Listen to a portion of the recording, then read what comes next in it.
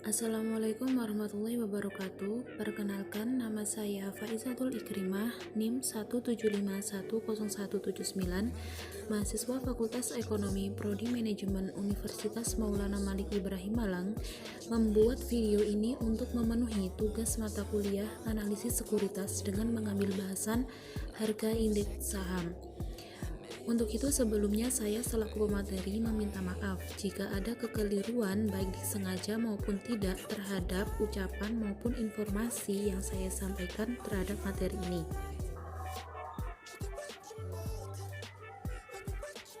Sebelum kita membahas tentang indeks harga saham, di sini saya akan menjelaskan terlebih dahulu apa itu saham. Menurut Sabto, saham adalah surat berharga yang merupakan instrumen bukti kepemilikan atau penyertaan dari individu atau institusi dalam suatu perusahaan. Sedangkan menurut istilah umumnya, saham merupakan bukti penyertaan modal dalam suatu kepemilikan saham perusahaan. Jadi, saham merupakan surat bukti tanda kepemilikan suatu perusahaan yang di dalamnya tercantum nilai nominal, nama perusahaan, dan diikuti dengan hak dan kewajiban yang dijelaskan kepada setiap pemegangnya. Jenis saham. Jenis saham dibedakan menjadi 3, yaitu yang pertama ditinjau dari kemampuan dalam hak tagih atau klaim, yang kedua ditinjau dari pemeliharaannya, yang ketiga ditinjau dari kinerja perdagangannya. Ditinjau dari kemampuannya dalam hak tagih atau klaim dibagi menjadi 2, yaitu saham biasa atau common stock. Merupakan saham yang menempatkan pemiliknya paling utama terhadap pembagian dividen dan hak atas harta kekayaan perusahaan apabila perusahaan tersebut dilikuidasi. Yang kedua adalah saham preferred.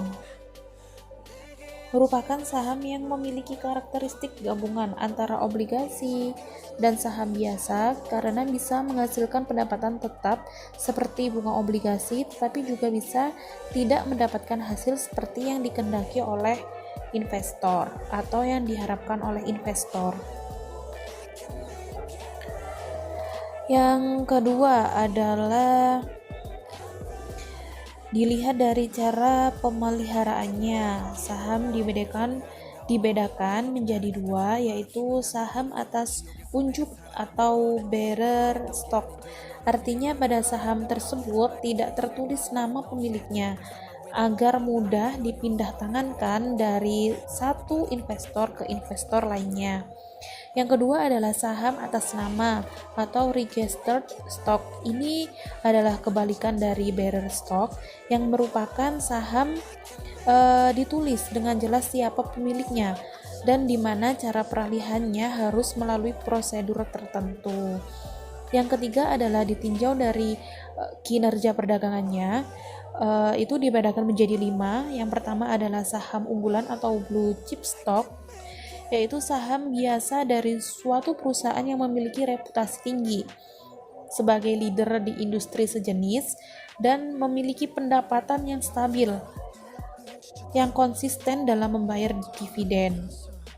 Yang kedua adalah saham pendapatan atau income stock, yaitu saham biasa dari suatu emiten yang memiliki kemampuan membayar dividen lebih tinggi dari rata-rata dividen yang dibayarkan pada tahun sebelumnya. Yang ketiga adalah saham pertumbuhan atau growth stock, well known, yaitu saham dari emiten yang memiliki pertumbuhan pendapatan yang tinggi sebagai leader di industri sejenis yang mempunyai reputasi tinggi. Yang keempat adalah saham spekulatif atau speculative stock, yaitu saham suatu perusahaan yang tidak bisa secara konsisten memperoleh penghasilan yang tinggi di masa yang mendatang. Yang kelima, yang terakhir, yakni saham cyclical atau counter cyclical stock, yaitu saham yang tidak terpengaruh oleh kondisi ekonomi makro maupun situasi bisnis secara umum. Sesudah kita membahas secara singkat saham dan jenisnya. Kini saya akan menjelaskan indeks harga saham sebagai bahasan utama dari materi yang saya pilih kali ini. Indeks harga saham adalah ukuran statistik yang mencerminkan keseluruhan pergerakan harga atas sekumpulan saham yang dipilih berdasarkan kriteria dan metodologi tertentu serta dievaluasi secara berkala.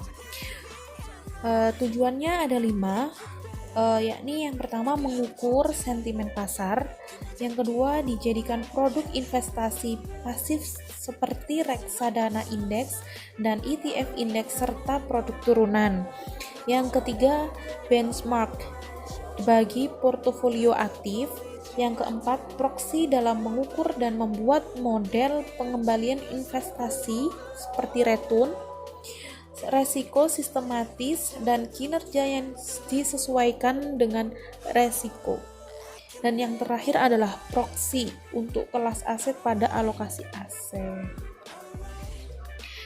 Jenis indeks harga saham sendiri itu dibagi menjadi 3. Yang pertama indeks harga saham individual, yang kedua adalah indeks harga saham parsial, dan yang ketiga adalah indeks harga saham gabungan. Yang pertama, indeks harga saham individual. Ketika pertama kali saham dicatatkan di Bursa Efek pada pagi hari, sebelum Bursa Efek memulai memperdagangkan saham-saham yang sudah tercatat, saham sudah memiliki harga. Harga tersebut disebut harga perdana. Harga perdana yaitu harga yang dibayar oleh investor di pasar perdana. Untuk menghitung perhitungan harga saham individual sendiri, yakni dengan menjumlahkan saham beredar dikalikan dengan harga pasar, lalu dibagi dengan jumlah saham beredar dikalikan nilai dasar, lalu jumlahnya dikalikan dengan 100, atau dengan harga pasar per unit dibagi dengan nilai dasar per unit dikalikan 100.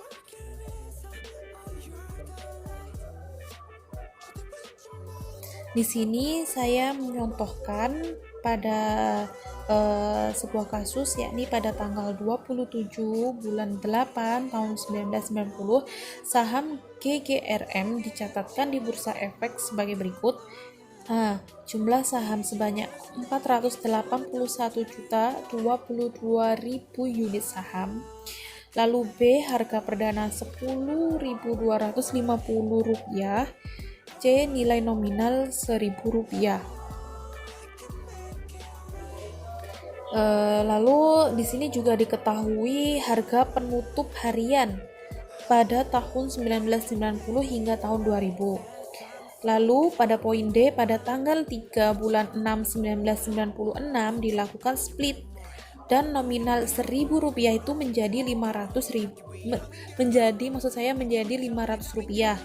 dan pembagian saham bonus sebanyak 962.044.000 unit saham. Harga pasar adalah Rp24.000 per 28 Desember 1995. Yang ditanyakan dari kasus ini adalah yang pertama, hitunglah nilai dasar per unit sebelum tindakan split dan pembagian saham bonus. Yang kedua adalah hitunglah nilai dasar per unit sesudah tindakan split dan pembagian saham bonus. Yang ketiga adalah hitunglah indeks saham GGRM pada tanggal closing price. Penyelesaiannya, yang pertama kan kita sudah mengetahui nih saham nilai dasar sebelum split dan pembagian saham bonus adalah Rp10.250. Lalu pada tanggal 3 bulan 6 1996 ini jumlah saham yang beredar itu bertambah. Ini dikarenakan bahwa jumlah saham awal yang tadinya 481.022.000 unit ditambah dengan saham bonus. 962.044.000 unit, sehingga totalnya menjadi 1.444.066 unit. Lalu ditambahkan dengan jumlah saham awal 481.022.000 unit, sehingga total saham setelah split adalah 1.924.088.000 unit. Jumlah ini adalah 4 kali lipat dari jumlah saham awal. Jadi nilai dasar turunan menjadi 1 dibagi 4 dikalikan dengan 10.250 dan menghasilkan 2.562,50 sebagai nilai dasar setelah split. Dan di poin ketiga kita menghitung indeks harga saham sebelum split dan pembagian saham bonus. Sebagai contoh, pada tahun 1990 nilai dasarnya kan 6.200 dibagi dengan 10.250 rupiah, lalu dikalikan dengan 100 sehingga menghasilkan 60,48 sekian, dan perhitungan tersebut berlaku hingga tahun 1995. Lalu setelah dilakukan split pada tahun 1996, perhitungannya adalah nilai dasar pada tahun 1996 yakni 10.200 dibagi dengan 2.562,50 rupiah, lalu dikalikan dengan 100 sehingga menghasilkan 398,09 sekian, dan perhitungan tersebut berlaku hingga tahun-tahun selanjutnya. Nilai dasar sebelum split dan sesudah split mengalami penurunan pada 2 tahun terakhir, yakni pada tahun 1996 hingga tahun 1997. Jika orang tidak tahu, berpandangan bahwa investor dalam keadaan merugi karena nilai dari sahamnya berkurang. Tetapi di sisi lain, kondisi setelah split ini ada mengakibatkan jumlah saham yang dipunyai oleh investor itu bertambah, sehingga dalam investasi jangka panjang, maksud saya, langkah ini akan nantinya menghasilkan keuntungan bagi investor. Yang kedua adalah indeks harga saham parsial. Setiap pihak dapat menciptakan indeks harga saham yang terdiri dari berbagai jenis saham parsial menggunakan saham yang termasuk dalam masing-masing sektor atau klasifikasi tertentu. Rumus untuk menghitung indeks harga saham parsial sendiri adalah yakni indeks saham 100 sama dengan sigma 1 sampai 100 kapitalisasi pasar dibagi dengan sigma 1 sampai 100 nilai dasar dikalikan 100. Indeks harga saham 100 adalah jumlah kapitalisasi pasar dari 100 emiten dibagi dengan jumlah nilai dasar dari 100 emiten tersebut, dan kemudian dikalikan dengan 100 sebagai angka dasar atau basis. Kapitalitas pasar sama dengan harga saham beredar dikali harga saham per unit saham. Total nilai dasar sama dengan jumlah saham beredar dikali nilai dasar per unit.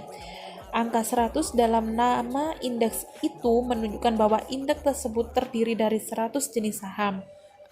Diketahui emiten A, jumlah saham dalam jutaannya adalah 100, harga pasar per unitnya adalah 500, harga dasar per unitnya adalah 200, dan untuk menghitung kapitalisasi pasar dalam jutaan, yakni dengan mengalikan jumlah saham dikali dengan harga pasar, yakni 100 dikalikan dengan 500 sehingga menghasilkan 50.000. Untuk nilai dasar dicari dengan mengalihkan jumlah saham dikalikan dengan harga dasar per unit, yakni 100 dikalikan 200 sehingga menghasilkan 20.000. Ini berlaku hingga 99 saham di bawahnya. Lalu jumlah akhir dari kapitalisasi pasar dalam jutaan diketahui adalah Rp1.500.000. untuk nilai dasar dalam jutaan adalah 300.000. Sehingga indeks 100 per tanggal 30 April 2003 untuk saham ini adalah 1.500.000 dibagi 500.000 dikali 100 sama dengan 300 poin. Jika indeks saham yang berada di atas 100 poin mencerminkan saham tersebut menguntungkan bagi investor. Ini karena harga saham lebih tinggi dari sebelumnya. Semakin tinggi indeks harga saham, maka semakin tinggi kinerja perusahaan tersebut. Yang ketiga adalah IHSG atau indeks harga saham gabungan. Indeks yang mengukur kinerja harga semua saham yang tercatat di papan utama dan papan pengembangan Bursa Efek Indonesia. Memiliki 3 fungsi. Yang pertama adalah representatif tren pasar, yang kedua adalah indikator tingkat keuntungan, dan yang ketiga adalah benchmark kinerja portofolio.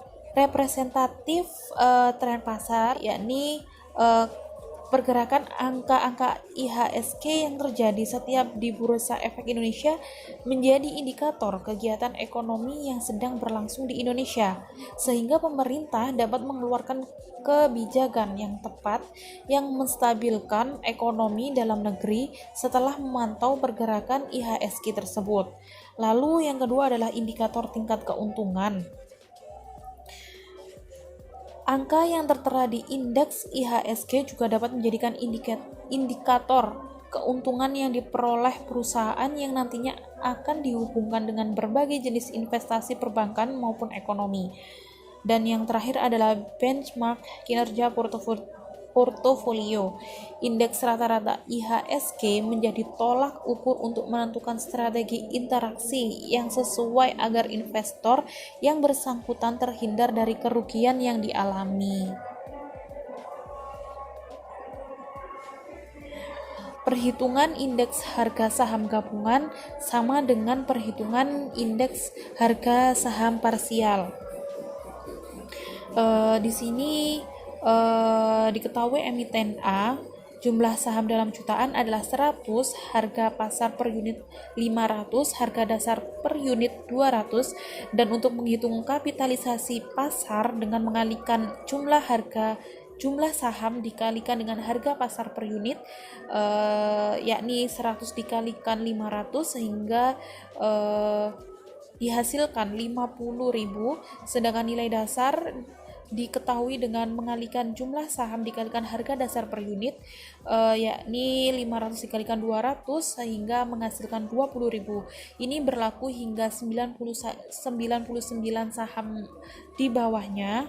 Perhitungannya sama dengan emiten A.